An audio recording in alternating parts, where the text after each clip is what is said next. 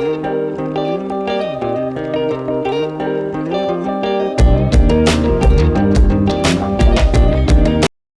Friends, I welcome you all to BST academy. Last class में हमने Cramer's rule से related कुछ questions किए थे। आज की क्लास में हम रिमेनिंग क्वेश्चंस डिस्कस करेंगे। तो स्टार्ट करते हैं। हमारा पहला क्वेश्चन है, the sum of three number is 20 if we multiply the first number by 2 and add the second number to the result and subtract the third number, we get 23. By adding second number and third number to 3 times the first number, we get 46. Represent the above problem algebraically and use Cramer's rule to find the number from these equations. तो हमें question में क्या बोला है कि हमारे तीन numbers हैं जिनको जब हम सम करते हैं तो उनका रिजल्ट क्या आता है 20। तो इसे हम क्या लिख सकते हैं, x plus y plus z is equals to 20। Second line हमें क्या बोली है, if you multiply first number by 2, तो 2x plus y minus z is equals to 23। Third statement हमें क्या बोली है, by adding second and third number to 3 times the first number. इसका मतलब क्या हुआ, y plus z plus 3 times of x is equals to 46। हमें equation में ये तीनों चीजें गिवन है और हमें क्या बोला है कि हमें ये इक्वेशन सॉल्व करनी है बाय क्रैमर्स रूल। तो क्रैमर्स रूल में हमने क्या पढ़ा था, सबसे पहले हम क्या निकालेंगे, d की वैल्यू निकालेंगे। d हम कैसे निकालते हैं, x, y और z के कोफिशिएंट्स। तो हमारे डिटर्मिनेंट क्या बनेगा, 1 1 1 2 1 माइनस 1 3 1 एंड 1। ये क्या है, हमारे x और y और z के कोफिशिएंट। तो हमारे यहाँ से अगर हम d की वैल्यू को सॉल्व करेंगे तो हमारी d की वैल्यू आती है -4। तो अगर हमारी d की वैल्यू 0 नहीं होती तो हमारा जो सॉल्यूशन है वो क्या होता है, कंसिस्टेंट होता है। इसका मतलब उसकी वैल्यू एग्जिस्ट करती है। अब हम क्या निकालेंगे, d1 की वैल्यू। d1 हम कैसे सॉल्व करेंगे, x के कोफिशिएंट्स को रिप्लेस कर देंगे बाय कांस्टेंट टर्म्स। तो हमारे कांस्टेंट टर्म्स क्या है, 20 23 46। y के कोफिशिएंट्स क्या है, 1 1 1। z के कोफिशिएंट्स है 1 -1 एंड 1। जब हम d1 की वैल्यू को सॉल्व करेंगे तो हमारी d1 की वैल्यू आएगी -52। d1 is equals to -52। d2 हमारा क्या होगा, y के कोफिशिएंट्स को हम रिप्लेस कर देंगे बाय कांस्टेंट टर्म्स। तो हमारी वैल्यू क्या होगी, 1 2 3 20 23 46 1 -1 एंड 1। तो जब हम d2 की वैल्यू को सॉल्व करेंगे तो हमारी वैल्यू d2 क्या आएगी, d2 is equals to -8। d3 हम कैसे निकालेंगे, z के कोफिशिएंट्स को रिप्लेस कर देंगे बाय कांस्टेंट टर्म्स। तो हमारे z के कोफिशिएंट्स को अगर हम रिप्लेस कर देंगे बाय कांस्टेंट टर्म्स तो हमारी वैल्यू क्या आएगी, हमारी वैल्यू आएगी 1 2 3 1 1 1 20 23 एंड 46। तो जब हम d3 की वैल्यू को सॉल्व करेंगे तो d3 की वैल्यू हमारी क्या आएगी, d3 इज इक्वल्स टू -20। अब हमने क्या पढ़ा था कि हमारे x के कोफिशिएंट्स को निकालने के लिए हम क्या निकालते हैं, x is equals to d1 by d। d1 की वैल्यू हमारी क्या है, -52 और d की वैल्यू हमारी क्या है, -4। तो हमारी -52 डिवाइडेड बाय -4। तो हमारी x की वैल्यू क्या आ जाएगी, x is equals to 13। y की वैल्यू हमने क्या पढ़ी थी, y की वैल्यू को निकालने के लिए हमारा रेशियो किसका होगा, d2 बाय d। d2 की वैल्यू हमारी क्या है, -8 डिवाइडेड बाय -4। हमारी y की वैल्यू क्या आएगी, y is equals to 2। z के लिए हमारा फॉर्मूला क्या था, z is equals to d3 by d, that is -20 divided by -4। हमारी z की वैल्यू क्या आएगी, z इज इक्वल्स टू 5। तो जब हमने इक्वेशन सॉल्व की तो हमारी x की वैल्यू क्या आई, x is equals to 13, y is equals to 2 and z is equals to 5। Our next question is, which of the following equations are consistent? If consistent, solve them. तो हमने consistent होने की क्या condition पढ़ी थी? पहली कंडीशन हमारी थी कि डी की value should not be equal to 0। If D is equal to 0 तो d1 और d2 की वैल्यू भी क्या होनी चाहिए? 0, so that there are many solution.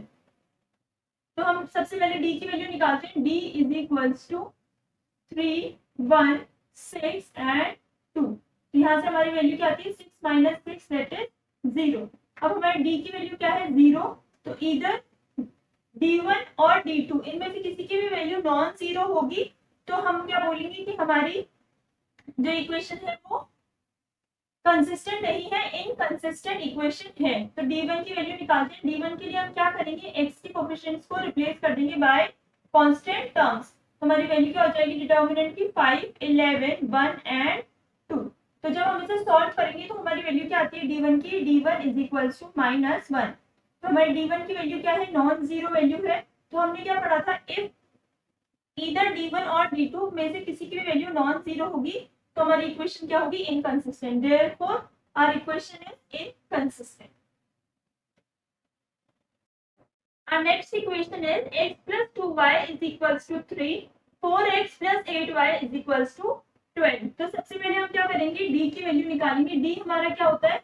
x और y के कोफिशिएंट्स। तो जब हम इसे सॉल्व करेंगे तो हमारी वैल्यू क्या आएगी? 8 माइनस 8 दैट इज 0।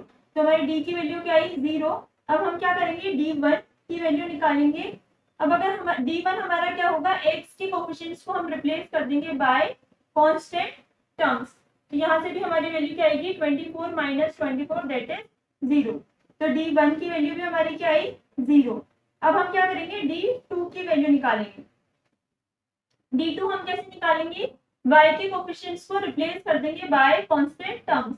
हमारी वैल्यू क्या हो जाएगी? 1, 4, 3 एंड 12।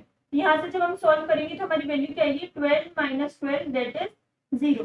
हमारी d2 की वैल्यू भी क्या आई? d2 is equals to 0। तो हमारी d1 और d2 तीनों की वैल्यू क्या है? 0। तो हम क्या बोलेंगे? If d is equals to d1 is equals to d2 is equals to 0, then equation is consistent and dependent. Equation is consistent and dependent. It has infinitely many solutions and system has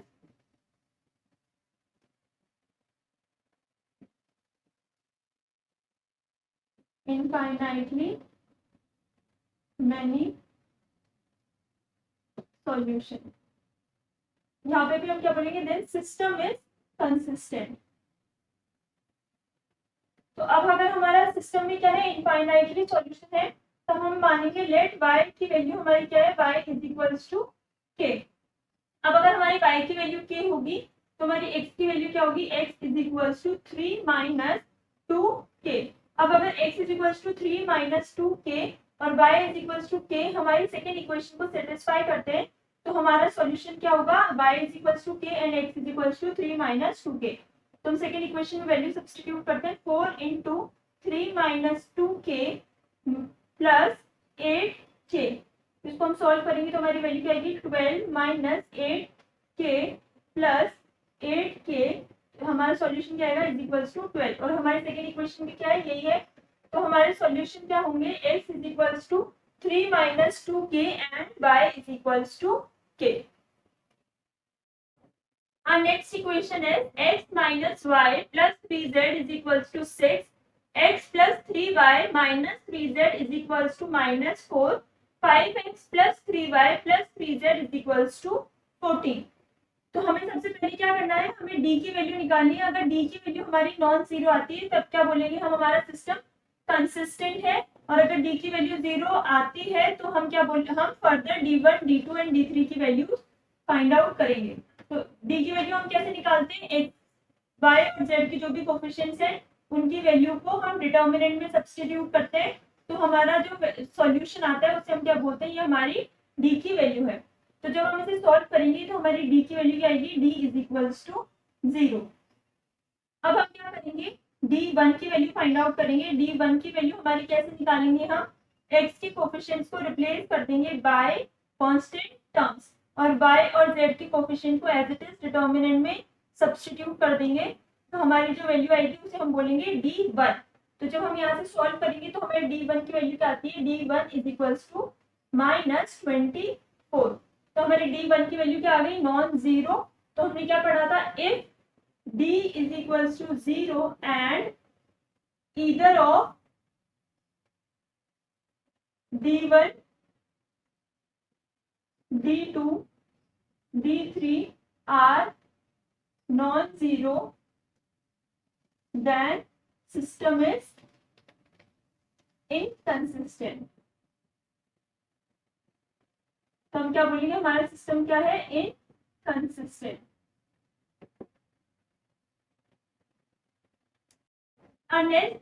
next question is 4x minus 2y plus 6z is equals to 8, 2x minus y plus 3z is equals to 4, 2x minus y plus 3z is equals to 13। तो हम सबसे पहले d की value निकालेंगे। d की value हमारी क्या आएगी, 4 minus 2 6, 2 minus 1 3, 2 minus 1 and 3। अब इसमें हम क्या देख रहे हैं, हमारी रो 2 और रो 3 की वैल्यू सेम है, तो हमारी डिटर्मिनेंट की वैल्यू क्या होगी, 0। तो d इज इक्वल टू क्या हो जाएगा हमारा, 0। अब हम d1 की वैल्यू निकालेंगे। d1 की वैल्यू हमारी क्या होगी, 8 4 13 -2 -1 -1 6 3 and 3। अब इसे भी हम सॉल्व करेंगे तो हमारी d1 की वैल्यू भी क्या आएगी, 0। अब हम d2 की वैल्यू सॉल्व करते हैं। d2 की वैल्यू हमारी क्या होगी, 4 2 2 8 4 13 एंड 6 3 3। अब इस इक्वेशन में भी हमें क्या दिख रहा है, कॉलम 1 में अगर हम 2 कॉमन ले लें तो हमारी वैल्यू जाएगी 2 1 1, और कॉलम 3 से अगर हम 3 कॉमन ले लें तो हमारी वैल्यू क्या हो जाएगी, 2 1 1। तो इससे हमारा क्या हो जाएगा, column 1 is equals to column 3। तो हमारे d2 की वैल्यू भी क्या हो जाएगी, 0। अब हम d3 की वैल्यू निकालेंगे। d3 इज इक्वल्स टू हमारा क्या है, 4 2 2 -2 -1 -1 8 4 and 13। अब अगर हम देखें कॉलम 2 से अगर हम 2 कॉमन ले लें और कॉलम 1 से हम 2 कॉमन ले लें और कॉलम 2 से हम -1 कॉमन ले लें तो हमारी column 1 is equals to column 2 होगा। तो हमारी d3 की वैल्यू भी क्या आएगी, d3 इज इक्वल्स टू 0। तो हमने क्या पढ़ा था, if d is equals to d1 is equals to d2 is equals to d3 is equals to 0, then system may or may not be consistent।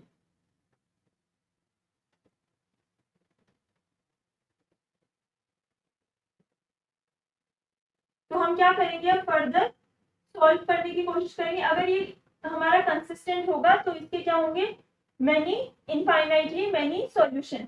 तो हम क्या बोलेंगे, let z is equals to k, और हम दो equation को solve करेंगे। तो यहाँ से हमारी पहली इक्वेशन क्या बनती है, 4x minus 2y is equals to 6 8 minus 6k।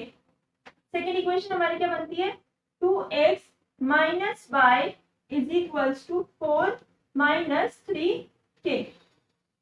तो हम d की वैल्यू निकालेंगे यहाँ से। तो हमारी d की वैल्यू क्या होगी, 4 minus 2 2 and -1।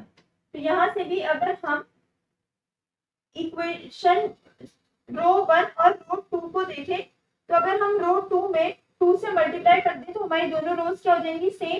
तो इससे हम क्या बोल सकते हैं कि d की वैल्यू हमारी क्या है, 0। अब हम क्या निकालेंगे, d1 और d2 की वैल्यू। तो हमारी d1 की वैल्यू क्या आएगी, d1 is equals to 8 minus 6k -2 4 minus 3k -1। जब हम इसे सॉल्व करेंगे तो हमारी d1 की वैल्यू भी क्या आएगी, 0। और जब हम d2 सॉल्व करेंगे तो d2 की वैल्यू हम कैसे लिखेंगे, y के कोएफिशिएंट्स को रिप्लेस कर देंगे बाय कांस्टेंट टर्म्स। तो यहाँ से भी हमारी d2 की वैल्यू भी क्या आएगी, 0। अभी भी हमें कोई वैल्यू फाइंड आउट नहीं हुई तो हम क्या बोलेंगे, that our system is inconsistent. हमारे सिस्टम की कोई वैल्यू नहीं आई अभी तक एक्स और वाई की जेड के टर्म्स में, तो हम क्या बोलेंगे, आवर सिस्टम इज इनकंसिस्टेंट।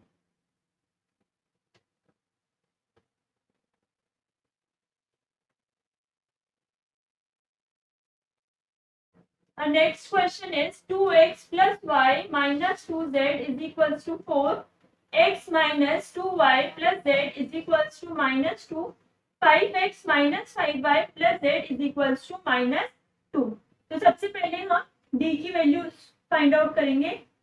तो हमारी d की वैल्यू क्या होगी, x, y और z के कोफिशिएंट्स।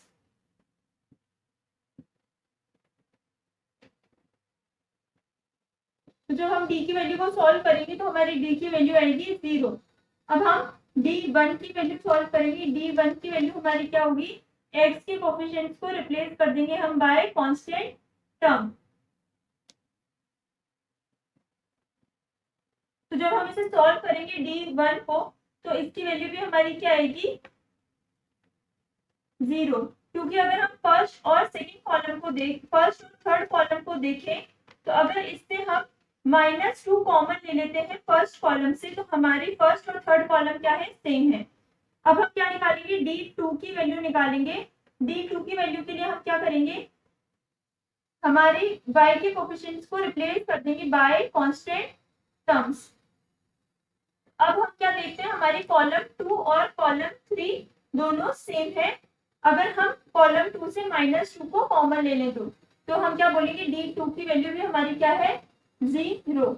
अब हम क्या निकालेंगे, d3 की वैल्यू निकालेंगे। d3 के लिए हम क्या करेंगे, z के कोफिशिएंट्स को रिप्लेस कर देंगे bye constant term.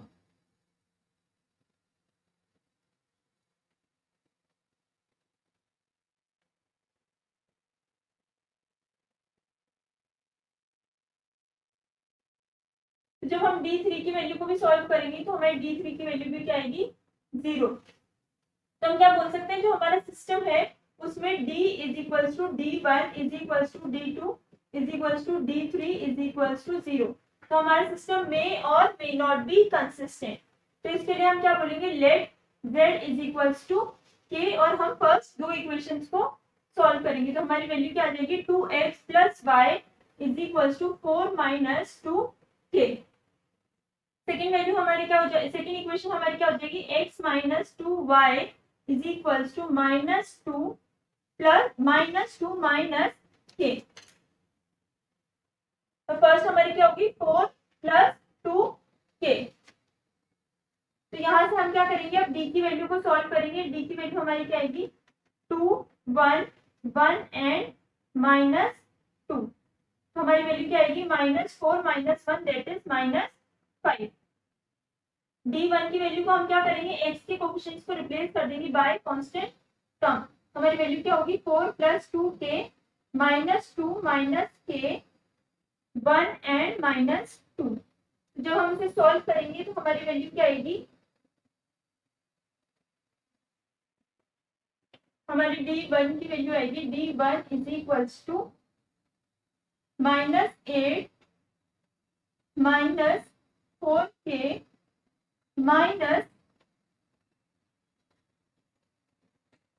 +2 plus k। यहाँ से हमारी वैल्यू क्या हो जाएगी, -8 + 2 दैट इज -6 -3k। d2 की वैल्यू हम सॉल्व करेंगे, तो d2 के लिए हम क्या करेंगे, y के कोफिशिएंट्स को रिप्लेस कर देंगे बाय कांस्टेंट टर्म। तो हमारी वैल्यू क्या हो जाएगी, 2 1 4 प्लस 2k एंड -2 -k। तो d2 की हमारी वैल्यू क्या होगी, -4 -2k -4 -2k। यहाँ से हम जब वैल्यू सॉल्व करेंगे तो हमारी वैल्यू आएगी -8 -4k। x की वैल्यू यहाँ से हमारी क्या आएगी, x इज इक्वल्स टू, यहाँ से हम क्या कर सकते हैं, -3 कॉमन ले सकते हैं, -3 इंटू k प्लस 2। और d1 की वैल्यू, d की वैल्यू हमारी क्या है, -5। तो हमारी x की वैल्यू क्या हो जाएगी, 3/5 इंटू k प्लस 2। और y की वैल्यू हमारी क्या हो जाएगी, हम यहाँ से -4 कॉमन ले लेंगे अगर, तो हमारी वैल्यू क्या हो जाएगी, -4 into k plus 2 divided by -5। तो हमारी y की वैल्यू भी क्या हो जाएगी 4/5 इंटू के प्लस 2। अब x और y की वैल्यूज को अगर आप इक्वेशन नंबर 3 में सब्स्टिट्यूट करोगे तो आप x, y और z की वैल्यू, तो हमारी इक्वेशन सेटिस्फाई होगी। तो हमारी x, y और z की वैल्यू क्या है, x की वैल्यू है 3/5 into k plus 2, y is equal to 4/5 into k plus 2 and z is equals to k. Our next question is, which of the following system has non-trivial solution? If so, find these solution. तो हमें क्या बोला है कि अगर हमारा इनमें से कोई भी सिस्टम नॉन ट्राइवल सॉल्यूशन है तो उसकी हमें सॉल्यूशंस फाइंड आउट करने हैं। ट्राइवल सॉल्यूशन हमारा क्या होता है, अगर हमारी इक्वेशंस जिनकी सभी की कांस्टेंट वैल्यू 0 है और अगर हम उसके डिटर्मिनेंट डी की वैल्यू निकालें और वो हमें क्या मिले, नॉन जीरो मिले, तो हम क्या बोलेंगे, वो हमारा ट्राइवल सॉल्यूशन है। और अगर डिटर्मिनेंट डी की वैल्यू हमारी 0 आती है तब हम क्या बोलेंगे कि वो हमारा नॉन ट्राइवल सॉल्यूशन है। तो उसके लिए सबसे पहले हमें डी की वैल्यू को फाइंड आउट करना पड़ेगा। तो हमारी पहली इक्वेशन क्या गिवन है, 5x plus 5y plus 2z is equals to 0, 2x plus 5y plus 4z is equals to 0 and 4x plus 5y plus 2z is equals to 0। तो हमारी डी की वैल्यू क्या आएगी, x, y और z के coefficients. तो हमारी determinant की वैल्यू क्या होगी, 5, 5, 2, 2, 5, 4, 4, 5 एंड 2। तो जब हम इसे सॉल्व करेंगे तो हमारे d की वैल्यू क्या आएगी, d is equals to -10 which is non zero value. तो हम क्या बोलेंगे कि हमारी d की वैल्यू नॉन जीरो है, which means that it has only trivial solution. और ट्राइवल सॉल्यूशन का मतलब क्या है, x is equals to y is equals to z is equals to 0। Our next question is, if the system of equations x minus ky minus z is equals to 0, kx minus y minus z is equals to 0 and x plus y minus z is equals to 0 has a non-zero solution, then find the possible value of k. तो हमें क्या बोला है कि जो हमारा system of equation है उसका सॉल्यूशन क्या है, नॉन जीरो। तो हमारी इक्वेशंस क्या क्या है, x minus k y minus z is equals to 0, kx minus y minus z is equals to 0 and x plus y minus z is equals to 0। अभी हमें तीनों इक्वेशन क्या दिख रही है कि इनकी वैल्यू क्या है, नॉन जीरो बोली है। तो हमें क्या पता है, नॉन जीरो है, इसका मतलब क्या है, ये ट्राइवल सॉल्यूशन, ये हमारा नॉन ट्राइवल सॉल्यूशन है। इसका मतलब डी की वैल्यू हमारी क्या आएगी, 0। तो डी की वैल्यू यहाँ से हम निकालते हैं। डी की वैल्यू हमारी क्या होती है, एक्स, वाई और जेड के कोएफिशिएंट्स। हमारी वैल्यू क्या होगी, 1 minus k minus 1, k minus 1 minus 1, 1 1 and minus 1 is equals to 0। तो जब हम इसकी वैल्यू को सॉल्व करेंगे तो हमारी वैल्यू क्या आएगी, D is equals to 2 minus k square minus 1 is equals to 0। तो यहाँ से हम क्या बोल सकते हैं, d is equals to 2 minus 1, 1 minus k square is equals to 0।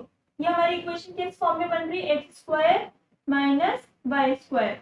X square minus y square हमारा क्या होता है, x square minus y square is equals to x plus y into x minus y. तो यहाँ से जब हम solve करेंगे तो हमारी वैल्यू क्या आएगी, 1 माइनस के इंटू 1 प्लस के इज इक्वल्स टू 0। के की वैल्यू हमारी क्या होगी, के इज इक्वल्स टू 1 एंड के इज इक्वल्स टू माइनस 1। यहाँ से हमारी के की वैल्यू क्या आएगी, के is equals two plus minus 1। हमारी के की दो वैल्यू होंगी, इधर 1 और minus 1। Our next question is, find the real values of a for which the system of equations x plus ay is equals to 0, y plus az is equals to 0 and z plus ax is equals to 0। तो हमें equation देखकर हमें क्या बोला है कि real values निकालनी है। इसका मतलब हमारा जो सिस्टम है वो हमारा क्या है, नॉन ट्राइवल सिस्टम है। तो इसमें हमारी डी की वैल्यू क्या होगी, डी इज इक्वल्स टू 0। तो डी की वैल्यू हम कैसे निकालते हैं, एक्स, वाई और जेड के कोएफिशिएंट्स। तो हमारे एक्स, वाई, जेड के कोएफिशिएंट्स क्या है, 1a 0 0 1a एंड a 0 1। इसकी वैल्यू हमारी क्या है, 0। तो हम क्या हम जब इसको सॉल्यूशन करेंगे तो क्या होगा हमारा 1 into 1 plus minus a into minus a square is equals to 0। तो हमारा सॉल्यूशन क्या होगा 1 plus a cube is equals to 0। a cube is equals to क्या है हमारा -1। a cube is equals to -1 हमारा कब एग्जिस्ट करेगा when a is equals to -1। हमारा सॉल्यूशन क्या होगा a की वैल्यू हमारी क्या होगी -1। Our next question is, if the equation x is equals to cy plus bz, y is equals to az plus cx, z is equals to bx plus ay are consistent, then prove that a square plus b square plus c square plus 2abc is equals to 0। तो हमें क्या बोला है कि d की value हमारी क्या है 0। तो हम d की वैल्यू को सॉल्व करेंगे तो हमारा d क्या होगा d is equals to -1 c b a -1 c -1 a b a and -1 is equals to 0। तो जब हम इसे सॉल्व करेंगे तो हमारी वैल्यू क्या आएगी -1 into 1 minus a square minus c into minus c plus minus c minus a b plus b into a c plus b is equals to 0। यहाँ से हमारी वैल्यू क्या आएगी -1 plus a square plus c square plus a b c plus a b c plus b square is equals to 0। तो इस -1 को हम क्या करेंगे राइट हैंड साइड ले जाएंगे तो हमारी इक्वेशन क्या बन जाएगी a square plus b square plus c square plus 2abc is equals to 1। और हमें प्रूफ भी क्या करना था a square plus b square plus c square plus 2abc is equals to 1। Friends, इसी के साथ हमारे क्रैमर्स रूल से रिलेटेड ML अग्रवाल बुक के सारे क्वेश्चंस कंप्लीट हो चुके हैं। आप इन क्वेश्चंस की प्रैक्टिस कीजिए और आपको कोई भी डाउट हो तो आप कमेंट बॉक्स में पूछिए। अब हम नेक्स्ट क्लास में नेक्स्ट टॉपिक डिस्कस करेंगे। Thank you.